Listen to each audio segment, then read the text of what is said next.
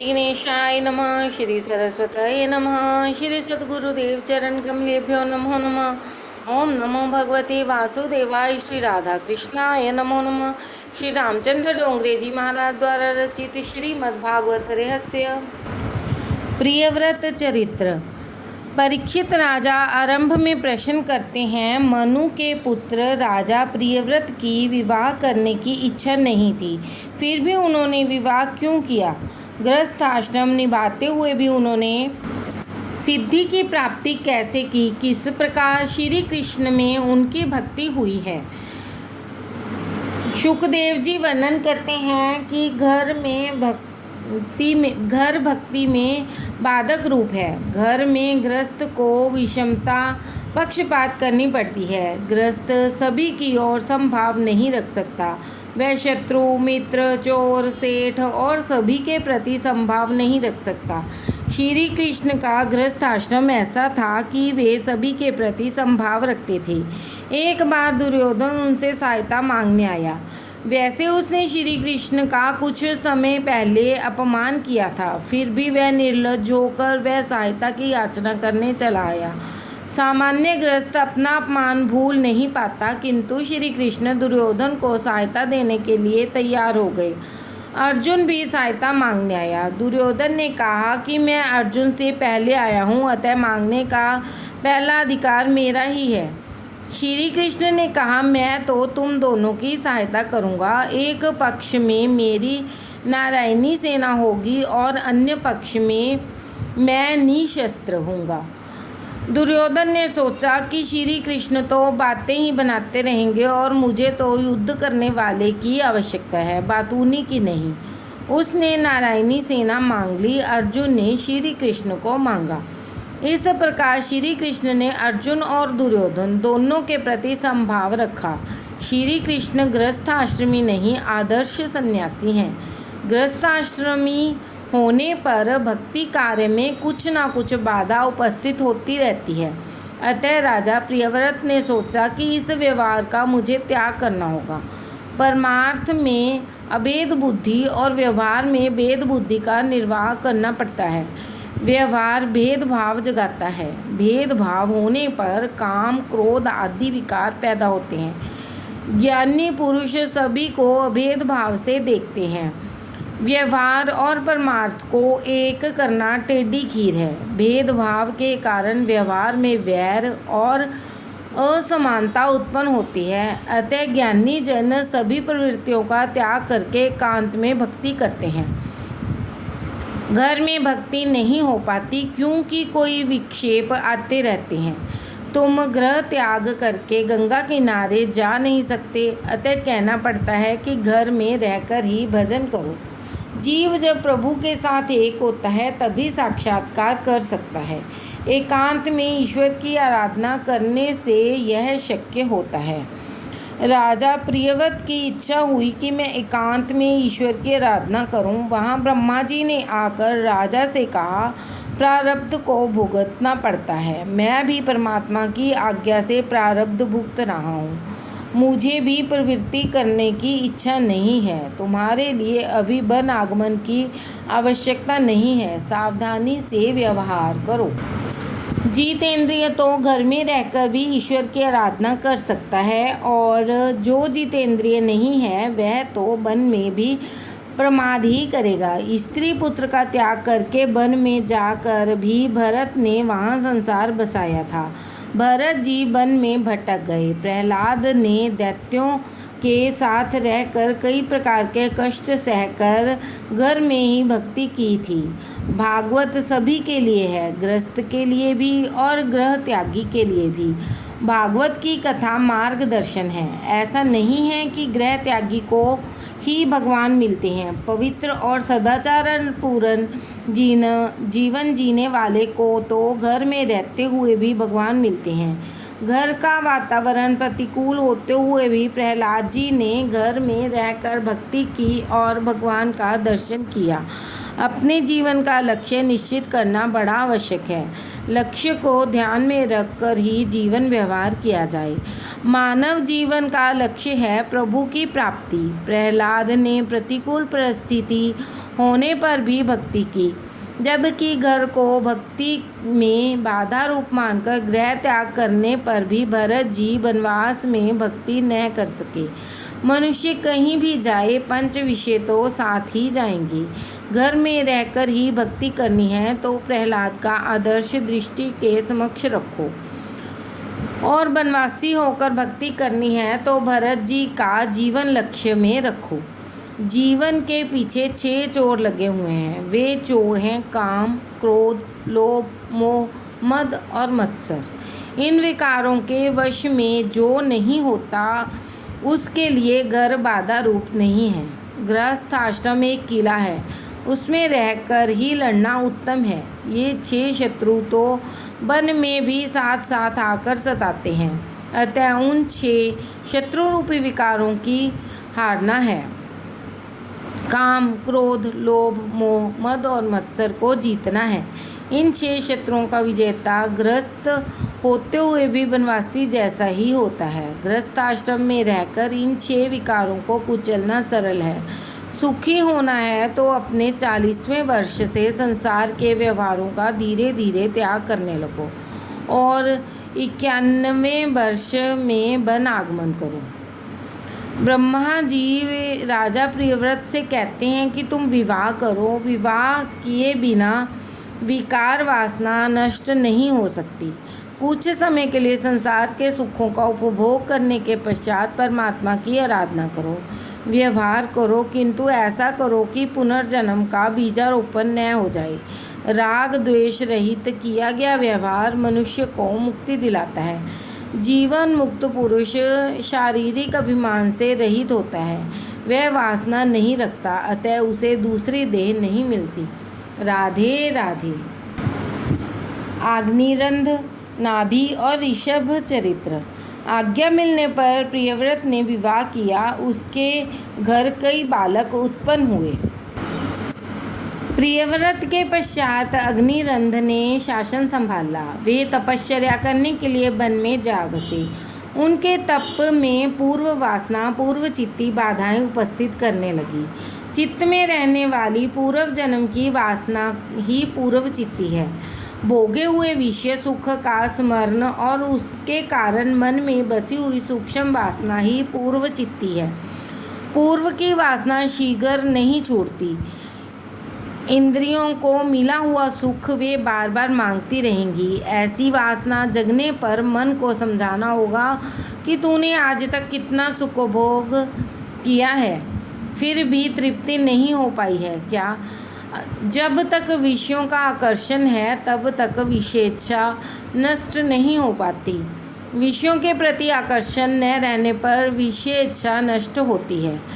सांसारिक विषयों में जब तक रुचि रहती है तब तक यह जीव ज्ञान भक्ति के मार्ग में आगे नहीं बढ़ सकता। पूर्व चित्ती सभी को सताती है। पूर्व चित्ती का अर्थ है पूर्व संस्कार। निवृत्ति होने पर भी पूर्व की वासना का स्मरण होते रहना ही पूर्व चित्ती है। अग्निरंध राजा पूर्व चित्ती में फंसे हुए हैं। अग्निरंध के घर नाभि हुए। नाभि के घर पुत्र रूप में ऋषभदेव हुए। ऋषभदेव जी ज्ञान के अवतार थे। ज्ञानी परमहंसों का व्यवहार वर्तन किस प्रकार का होता है बताने के लिए भगवान ने ऋषभदेव जी के रूप में जन्म धारण किया। वे जगत को ज्ञानी परमहंस का आदर्श बताना चाहते थे। ऋषभ का अर्थ है सर्वश्रेष्ठ। ऋषभदेव बार बार उपदेश देते हैं कि मानव जीवन भोग के लिए नहीं तपश्चर्या के लिए है। तप करो और सभी में ईश्वर को देखो। विषय सुख में ही मानव जीवन का दुर्व्यय मत करो। जगत में ज्ञानी परमहंसों को किस प्रकार रहना चाहिए यह बताने के लिए ऋषभदेव जी ने सभी संगों का और सर्वस्व का त्याग किया। अनेक सिद्धियां उनके पास आई, फिर भी वे उनमें नहीं फंसे। गृहस्थ के लिए धन त्याग और काम सुख का त्याग करना जितना कठिन है उससे भी अधिक कठिन है महात्माओं के लिए सिद्धियों का त्याग। ऋषभदेव जी नग्न अवस्था में ही घूमते फिरते हैं, खड़े खड़े ही खा लेते हैं, बैल की भांति सब्जी का आहार करते हैं। किसी के द्वारा पीटे जाने पर भी मान लेते हैं कि शरीर ही पीटा गया है। मैं शरीर से भिन्न हूँ, ब्रह्मनिष्ठ हूँ। सभी जानते हैं कि शरीर से आत्मा भिन्न है, किंतु इसका अनुभव तो बहुत कम व्यक्ति ही कर पाते हैं। श्रीफल नारियल के में अंदर का सफ़ेद गोला और उसका कठोर आवरण एक न होने पर भी जब तक अंदर पानी है तब तक वे एक दूसरे को छोड़ते नहीं हैं। इसी प्रकार जब मनुष्य को विषय में रस है, भक्ति की आसक्ति है, विषय की आसक्ति है, तब तक शरीर और आत्मा की भिन्नता का अनुभव नहीं हो सकता। शरीर आवरण है और आत्मा गोला है। विषय रस पानी है। संसार की किसी भी वस्तु में जब तक रस है तब तक शरीर और आत्मा की भिन्नता का अनुभव नहीं हो पाता। शारीरिक उपभोगों में आनंद नहीं है, आत्मा में ही आनंद रूप है। नाम रूप का मोह जब तक नहीं छूटता तब तक आत्मा और देह की भिन्नता समझ में नहीं आती।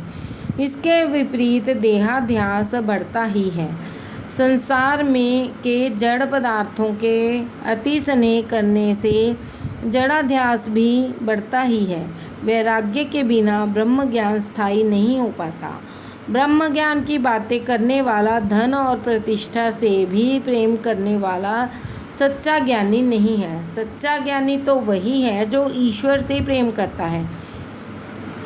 ईश्वर के बिना संसार के जड़ पदार्थों से स्नेह हो जाता है और वह शरीर से भिन्न आत्मा को नहीं देख सकता। ब्रह्म ज्ञान प्राप्त होने पर भी यदि सांसारिक विषयों में मोह होगा तो उसे ब्रह्मानंद प्राप्त नहीं होगा। ब्रह्म ज्ञान होने के बाद ईश्वर से प्रीति होने पर ही ब्रह्मानंद प्राप्त होता है। ज्ञानी पुरुष को चाहिए कि किसी भी वस्तु से वह स्नेह न करे, किसी वस्तु का संग्रह न करे। वह मनुष्य जन्म तप करने के लिए है।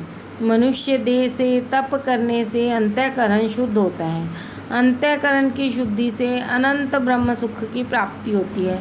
महापुरुषों की सेवा मुक्ति का द्वार है, कामियों का संग नरक द्वार है। इस मृत्यु रूप संसार में फंसे हुए अन्य लोगों का जो उद्धार करने में असमर्थ है वह गुरु नहीं, वह स्वजन नहीं है, वह माता पिता नहीं है। अर्थात वह मनुष्य गुरु, स्वजन, माता पिता होने के लिए अपात्र हैं। राधे राधे। ज्ञान की 7 भूमिकाएं। योग वासिष्ठ रामायण में ज्ञान की 7 भूमिकाएं इस प्रकार निर्दिष्ट हैं। शुभेच्छा, सुविचारना, तनुमानसा, सत्वापति, असंशक्ति, पदार्थ भावनी, तुर्यगा। शुभेच्छा। आत्म कल्याण के हेतु क्षत्रिय और ब्रह्मनिष्ठ गुरु की शरण में जाकर उनके उपदेशानुसार शास्त्रों का अवलोकन अध्ययन करके आत्मविचार और आत्मा का साक्षात्कार की उत्कृष्ट इच्छा करना ही शुभेच्छा है। सुविचारना, सद्गुरु कथित उपदेश वचनों का तथा मोक्ष शास्त्रों का बार बार चिंतन और विचार करना ही सुविचारना है। तनुमानसा, श्रवण, मनन और निधिध्यासन से शब्द आदि विषयों के प्रति जो अनासक्ति होती है और सविकल्प समाधि में अभ्यास से बुद्धि की जो तनुता, सूक्ष्मता प्राप्त होती है वही तनुमानसा है। सत्वपत्ति, उपयुक्त 3 से साक्षात्कार पर्यंत स्थिति अर्थात निर्विकल्प समाधि स्वरूप की स्थिति ही सत्वापत्ति है। ज्ञान की 4थी भूमिका वाला पुरुष ब्रह्मविद कहलाता है। असंशक्ति, चित्त विषयक परमानंद और नित्य अपरोक्ष ऐसी ब्रह्मात्म भावना का साक्षात्कार रूप चमत्कार असंशक्ति है। इसमें अविद्या और उसके कार्यों का संबंध नहीं होता, अतः इसका नाम असंशक्ति है। पदार्थ भावनी, पदार्थों की दृढ़ अप्रीति होती है और पदार्थ भावनी है। तुर्यगा, तीनों अवस्थाओं से मुक्त होना तुर्यगा है। ब्रह्म को जिस अवस्था में आत्म रूप और अखंड जाने वही अवस्था तुर्यगा है। इन 7 भूमिकाओं में से प्रथम 3 भूमिकाएं साधन कोटि की हैं और अन्य 4 ज्ञान कोटि की हैं। 3 भूमिकाओं और सगुण ब्रह्म का चिंतन करो। ज्ञान की 5वीं भूमिका तक पहुँचने पर जड़ और चेतन की ग्रंथि छूट जाती है और आत्मा का अनुभव होने लगता है। आत्मा शरीर से भिन्न है। इस भूमिकाओं में उत्तरोत्तर देह भाव भूलता जाता है और अंत में उन्मत्त दशा को प्राप्त होती है। ऋषभ देव जी ने ऐसी दशा प्राप्त की थी। ज्ञानी जन भी इंद्रियों से डरते हैं, वे इंद्रियों का विश्वास नहीं करते। मन का विश्वास कभी मत करो, बोलने की इच्छा न होने पाए। इसलिए ऋषभ देव जी अपने मुंह में पत्थर रखते थे।